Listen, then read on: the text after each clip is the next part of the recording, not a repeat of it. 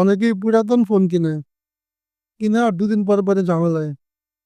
তো আজকের ভিডিওতে আমরা কথা বলবো আপনি কি দেখে কিনলে কখনোই ঠকবেন না।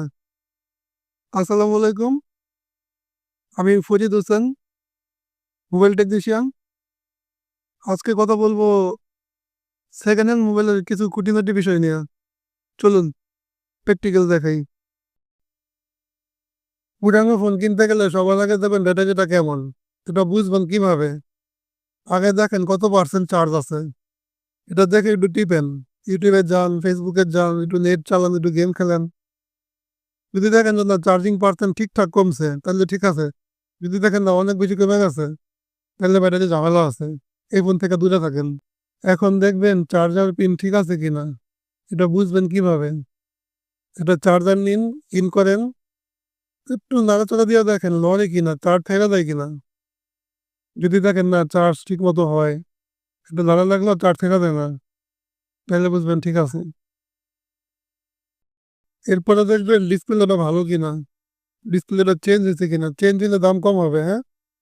আর এটা বুঝবেন কিভাবে? দেখুন চোখে দেখতে ভালো লাগতেছে, ওইটা মোবাইলের সঙ্গে ডিসপ্লে।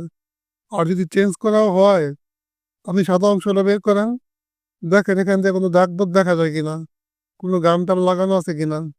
একটু খেয়াল করলেই বুঝবেন যেটা ভালো না খারাপ। এটা একটু ভালো মতো খেয়াল করে দেখবেন, কারণ ফোনের ডিসপ্লে চেঞ্জ করা হইলে এটার মূল্য অনেক কমে যায়।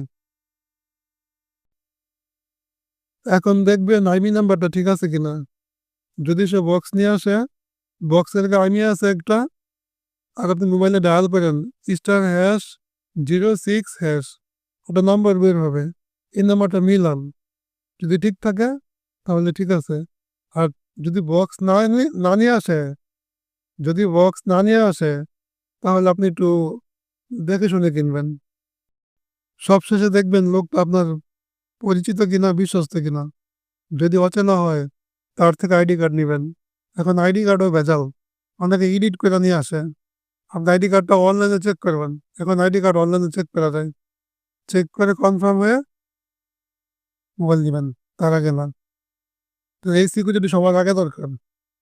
যদি এই ভিডিওটা সামান্য পরিমাণ আপনার হেল্প হয়, উপকার মনে হয়, একটা লাইক দিবেন, একটা শেয়ার দিবেন, সাবস্ক্রাইব করবেন। আসসালামু আলাইকুম। Take care Bangladesh.